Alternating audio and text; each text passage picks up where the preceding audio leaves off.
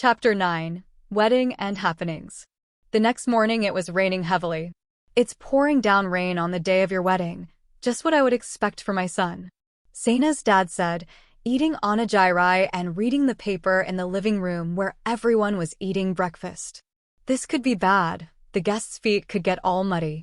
Mom, the ceremony is behind the moon where it won't rain at all.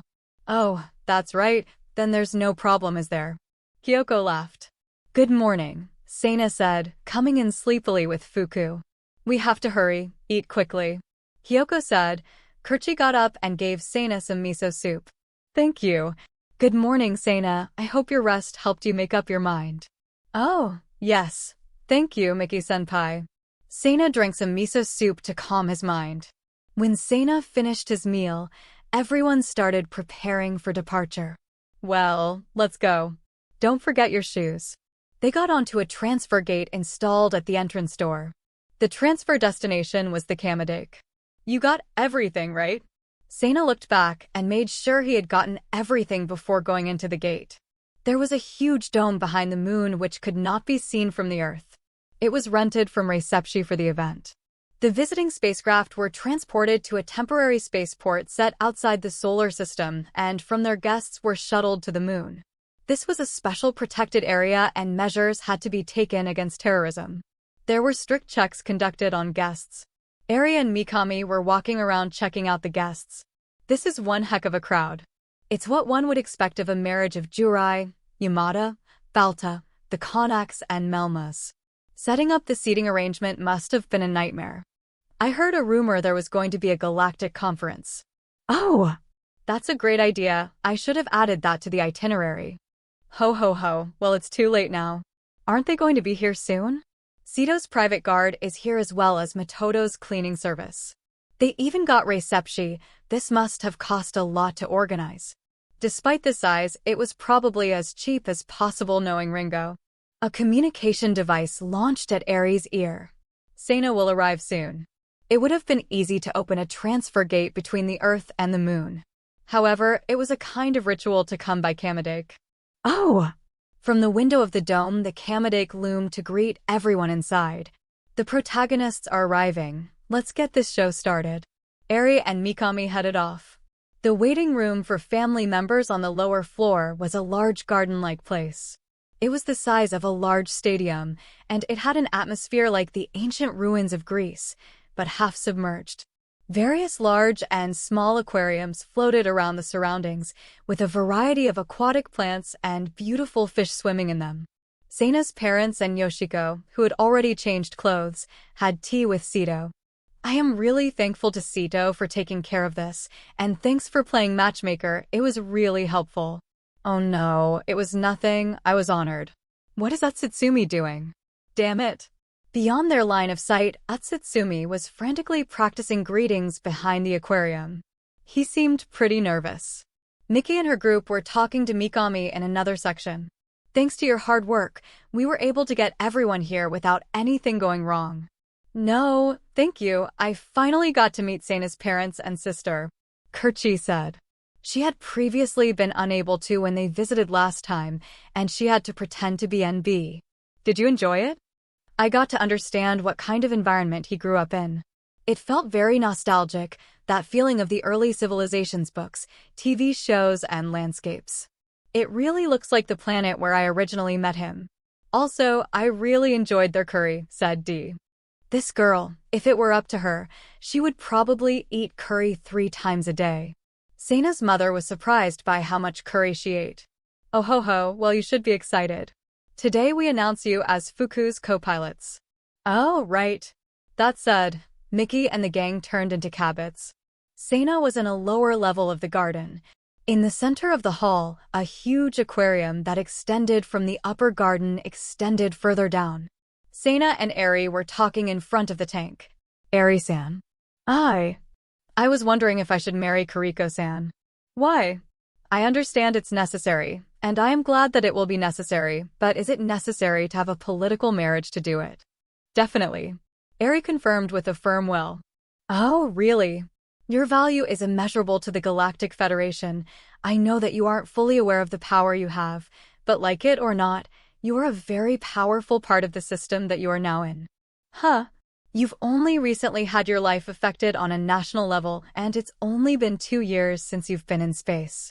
You have no idea how important and rare it is that you've managed to come into space and have been accepted by everyone here. You've proven yourself to be incredibly capable, and your ability to avoid total crisis is certainly high. But the probability of you getting into danger is even higher. It's troublesome, and in the future you might not end up only in trouble that happens spontaneously. There may be people setting up artificial misfortunes for you to fall victim to. But how is that related to my marriage? Have you ever heard of a honey trap? Yes, mainly from Kenneth. Sana, you aren't immune to such things. Not only do adult women flock to you, but you also get girls like Akka and old hags like Mikami. If we don't do something, who knows what could happen? Do you feel any compassion? Well, from what I've seen, Akka should look pretty nice when she grows up. No way, Akka too? Oh no, no time soon. But who knows what will happen in the future. As for Kariko, it isn't as if she is being forced into it. But if we didn't force you to go through with this now, who knows? More girls could show up and she could end up waiting forever. If you're really that nervous about it, I can take you to ask her. Haha, well, that would help. Well then, shall we go? Sana passed through a short, darkened passageway. Eri and Sana stood in front of the bride's waiting room. He had an anxious expression on his face. Well, here we go. Eri knocked lightly and the door opened. Sana was blinded, not by the bright light that came from the room, but by the girls in front of him. Their dresses were made from the finest Jurian silk, and they sparkled brightly at him. Oh! As soon as he saw Kariko, Amain, Ryoko, and Neju in their wedding dresses looking at him and smiling, all his fears screamed at once. How do I look, Sana? Amain was the first person to call out to him. Naturally, the dress coupled with her beauty reminded him of the painting, The Birth of Venus. I'm glad you didn't get here earlier. I just finished reworking my outfit. Ryoko Balta said. Does my outfit look good? Neju Nam Melmas asked. She was still a girl, but for a long time she had been worshipped as a shrine maiden, and she learned to live within herself and her sacredness. Whereas other people might feel somewhat worried to show off their dress, it felt natural to her. But for Sana, Kariko was the first one he saw. He had yearned to see the sight of her in a wedding dress before him since he was a child. And as soon as the two realized they were noticing each other's wedding outfits, they froze up. Do you not like it? Kariko suddenly became uneasy due to Sana's silence. No, I said no such thing. You all look beautiful. Good. If you didn't like it, I don't know what I'd do. Miyamo. Fuku came at Sana, and the Mickey clones followed her decorated similarly. Akka followed behind. Oh, Fuku is dressed up too. Sana lifted up Fuku while being careful not to ruin her dress. Meow. Besides the wedding ceremony, we're also announcing that the Kamadake has officially become your ship, and Mickey and her crew will be introduced in the form of backup terminals, and who knows what else we will announce? Eri said. Is Washu-san's survival going to be announced? Well, there are already a lot of people here who know, so it wouldn't be that big of a mess to do that. That reminds me, Eri. What happened to Akurin and her people? I haven't heard anything from Seto. They are officially scheduled to be a part of the Kamadake's crew, but at this time they will not be announced as crew. For the moment, they will be coming to the venue as Seto-sama's girls. Eri said as she took Fuku from Sana. Meow. The Kamadake 2 is a Ryoki-type isomorphic ship and was a massive piece of confidential information. Being such a mass of confidential information, it was a problematic ship to disclose information about it. But because of the fight with the big Daruma, everyone knows about its abilities when combined with an Imperial ship. We had no choice but to disclose some information. Then, like the army in Tarrant, there are going to be more people trying to get information. Yes, but Fuku is able to be backed up by Mickey's team, so the degree of danger has decreased. But now that you've acquired Zia and V, we're going to have to be extra careful of people wanting to take what's yours. The eyes of everyone concentrated on Sana. The situation might not end up like it did this last time. Your enemies will be cleverer. I see. The need for security is really much greater than ever before.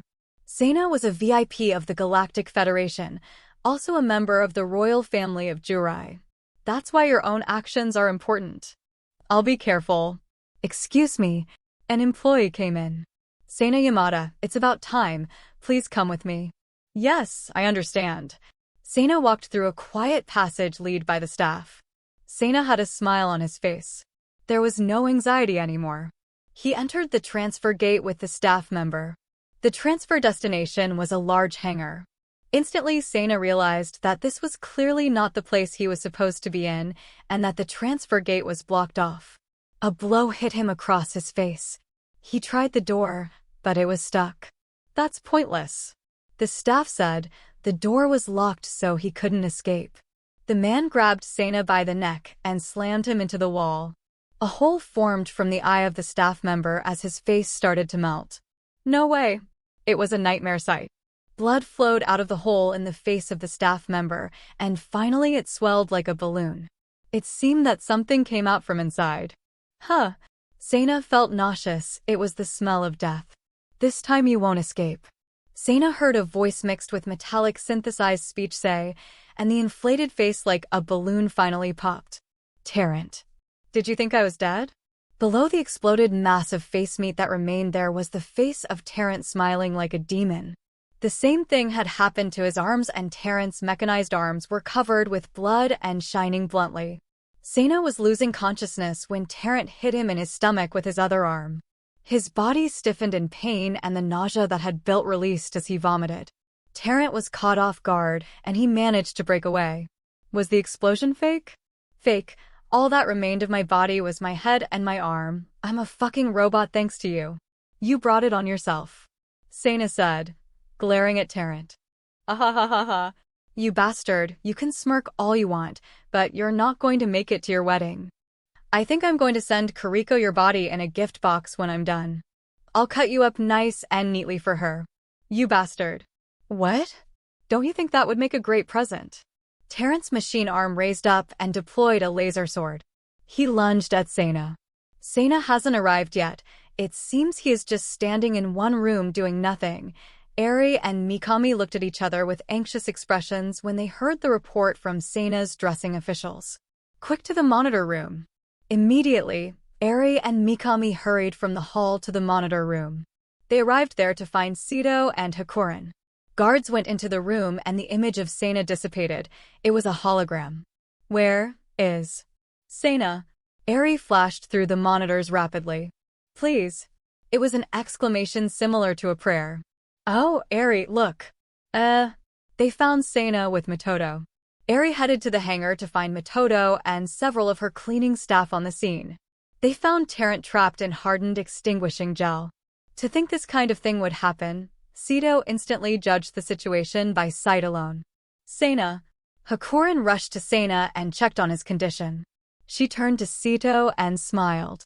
Sana was a little bit scratched up and bruised, but that was all. Hakuren tended to his wounds.